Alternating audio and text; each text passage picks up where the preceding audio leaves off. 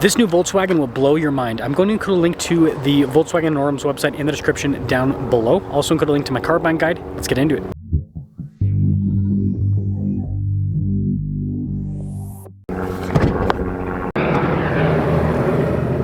Under the hood, we have a turbo 2-liter 4-cylinder that goes through an 8-speed automatic transmission. Fuel economy is 22 around town, 30 on the highway, with power outputs being 201 horsepower and then 221 pound-feet of torque.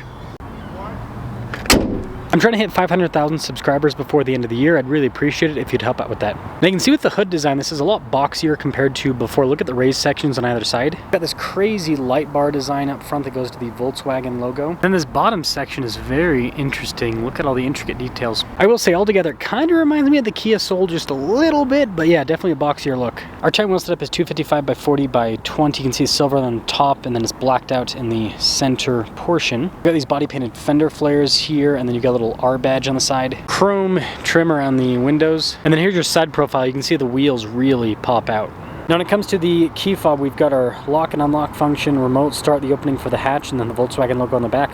Cargo cover built in from the factory. Now this looks like it's similar in size to a Toyota RAV4, so plenty of space behind the second row. But we also have this little tab we can pull, and that'll throw the second row down, and look at that, it's pretty much flat all the way back. This is power, so just press that and then it'll close the hatch. This is really cool with the taillight design, how that goes into another light bar. So altogether, taking a look at the exterior, I think they did a really good job with this new style. It definitely looks a lot different than before. But let's pop inside. Got this two-tone trim here on the door panel with the gray at the top and the black at the bottom. And that theme continues on the seats, and you actually have this really cool quilted design all down the center. Good legroom back here, got a little storage pocket as well as some vents, heated seats, and some USBs. And then headroom back here is also good. Let's now pop up front. Got some nice stitching at the top section of the door panel. More nice stitching and piping on the lower section. The mirrors do power fold in, and then we've got blind spot monitoring as well. You can see that the seats have a really nice design, really nice bolstering as well. For your seat functionality, we also have massaging seats and our power adjustments on the side. And then all of our light controls off to the side, and then this is kind of cool with the wood trim and everything. And start her up. Taking a look at the steering wheel, you can see it's got perforated trim on either side and soft touch at the top and at the bottom. Physical controls for the screen. You also have your heated steering wheel function built in there, voice command controls. Cruise control there on the other side, and then we just have a regular stock on the one side and then column shifter on the back, but it's kind of this weird electronic unit. Digital gauge cluster here in the center, and if you press the view button, it'll change kind of how this looks.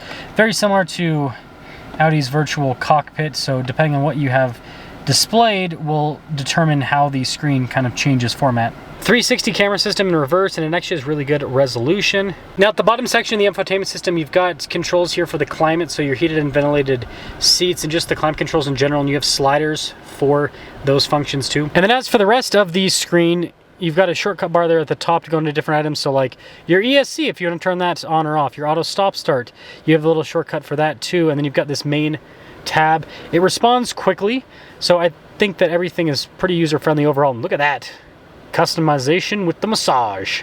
Now because the screen has pretty much all the controls, you've got lots of open space down below. You still have the normal engine stop start, and then you've got this big physical volume control. Kind of cool, they have a little screen there. Oh, so you can change. That's cool. Lounge, driving, what the heck? Driving atmospheres, and then you have your drive modes. I've never seen anything like that before. That's interesting. USB ports here with a wireless phone charging pad, and then the center console there. Nice trim on top. Speaking of trim, the trim on the dash is also nice as well, and then we do have a panoramic sunroof up top. Tiguan SEL R-Line. This is bad boy, pretty loaded up. Total MSRP, $41,991. Let's see how it performs. Well, I do want to mention that I forgot to talk about the heads-up display. It has one. Look at that. So let's see how this Tiguan performs. Seems like Volkswagen... Can I turn this down?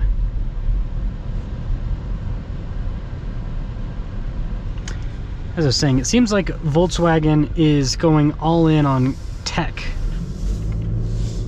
with their cars. The kind of, and I guess luxury too, right? Massaging seats. And I think this might now be the least expensive car. I should have adjusted the seat before I started driving. I think this might be the least expensive car that you can get massaging seats in.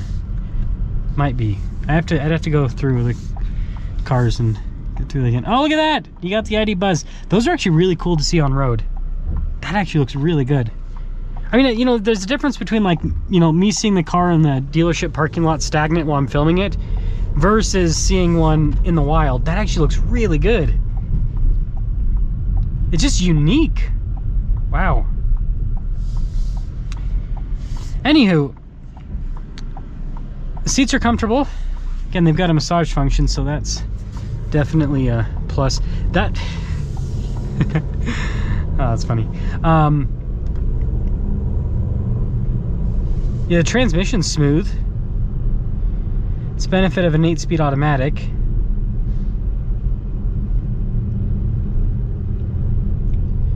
Instead of having a CVT, right? Just having a torque converter in general is a really big plus, but really helps out these turbocharged engines. Otherwise, you know, you've got the CV, when, like Subaru, for example, CVT, it's very, very peaky. This is still going to be peaky, right? As you can see, it's actually got a pretty good low end. Seems like they've tuned this powertrain more for low end rather than... That is the one thing that's cool about the modern turbos, is that you actually can get quite a bit more low end torque than, you know, back in the day, it's like you got to spool it up to get any power whatsoever. But now it's like you can get a pretty good amount right off the bat. It's actually quite impressive. We can finally get up and move again, kind of squeeze through here. Yeah, the thing that's impressing me the most about this is the low end torque. It's really smooth with the delivery. And although this is not going to have a super strong top end because it doesn't have a ton of horsepower, the low end is really impressive. I mean, we've got to compare. Like, you got RAV4 in the segment, Honda CR-V. The RAV4 is, for a naturally aspirated 4-cylinder, actually has pretty good low end. But this is better. Even the Mazda that has way more torque, the CX-5, has way more torque than this. But it develops it at slightly higher RPM, so it doesn't feel quite as smooth. It feels a little bit peakier. So it is a pretty noticeable difference. And I'll say this interior, like, Volkswagen's going upscale. This interior feels really nice. Feels high quality, like well built, well put together. I think the days of Volkswagen's, you know, falling apart, I think those are over. Like, they've improved things quite a bit. They really have. Man, I am so sorry, guys. This traffic's horrible. This is one thing that's downside about filming in Orem, Utah. It's always busy, always busy. So, I guess in summary, from what I've been able to see with this, it's pretty comfortable. I mean, it drives like most unibody crossovers in the segment. Like, the driving dynamics, like, are going to be different here and there.